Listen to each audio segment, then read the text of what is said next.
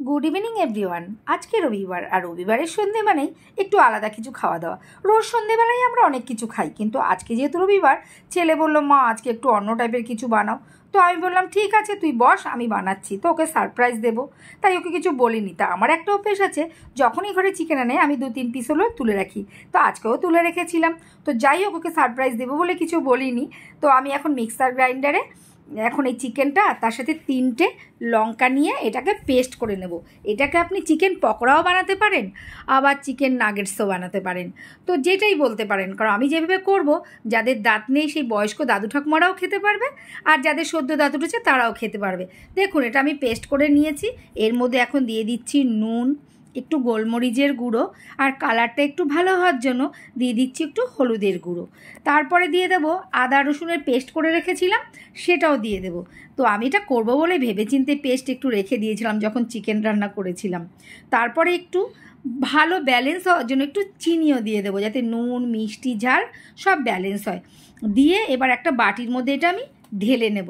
ঢেলে নিয়ে তারপরে আরও অনেক কিছু দেওয়া আমার বাকি আছে। ভালো করে এটা আমি ঢেলে নিলাম। এবার একটা ডিম ফেটিয়ে দেব। দেখুন এক হাতে তো ফোন ধরা খুবই প্রবলেম হয়, তাও আপনারা নিজেরভাবে ঠিক করে দেখে নেবেন।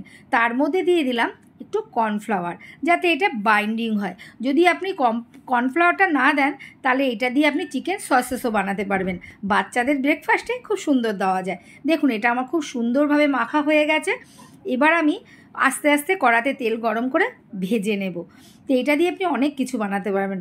চিকেন সসেস বানাতে পারবেন, তারপরে চিকেন পকোড়া বানাতে পারবেন, চিকেন নাগেটস বানাতে পারবেন, আবার চিকেনের কাবাবও বানাতে পারবেন। তো আমি আজকে অত কিছু বানাবো না, আমি জাস্ট চিকেনের ছোট ছোট পকোড়া বানাবো, চিকেন নাগেটসের মতো টেস্ট হবে খেতে। তো যাই হোক, এটা তো আমি একদম রেডি করে নিয়েছি। রেডি করে নিয়ে এবার আমি কড়াতে তেল গরম করে এবার আস্তে আস্তে ভাজবো। তো আমি কড়ার তেলটা একদম হাই ফ্লেমে দিয়ে গরম করে নেব, তারপরে লো ফ্লেমে করে দিয়ে এটাকে ভাজবো। না হলে উপরটা বেশি ভাজা হয়ে যাবে, ভেতরে কাঁচা থেকে যাবে। দেখুন আমি ছোট ছোট বলের মতো আমি দিয়ে দেবো। এত সুন্দর আস্তে আস্তে ফুলে উঠবে, মানে আর খেতে যে কী টেস্ট কেউ না খেলে বুঝবেন না। খুব সহজে দেখলেন তো ঘরে কি কি দিলাম আমি। এমন কিছু দিতে হলো না যে আমাকে গিয়ে বাইরে গিয়ে কিনে নিয়ে আসতে হবে। দেখুন এই যে একটা একটা করে এবার আমি মোটামুটি সব ছেড়ে দিয়েছি। এই যে সব দেওয়া হয়ে গেছে। এবার এগুলোকে আমি উল্টে পাল্টে সুন্দর করে ভেজে নেব।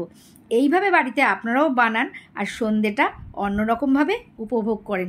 এটার সাথে যদি চা হয় তাও ভালো লাগবে, কফিও খেতে পারেন, আর সস দিয়ে তো ভালো লাগবেই। তো এক এক করে আমার সব পকোড়াগুলো ভাজা হয়ে গেল। এখন শুধু খাওয়ার ওয়েটে আমার ছেলে ঘরে বসে আছে। ছেলে কেন, ছেলের সাথে আরও অনেকেই বসে আছে। তো যাই হোক, আমার চিকেনগুলো এক এক করে মোটামুটি সব ভাজা হয়ে গেছে।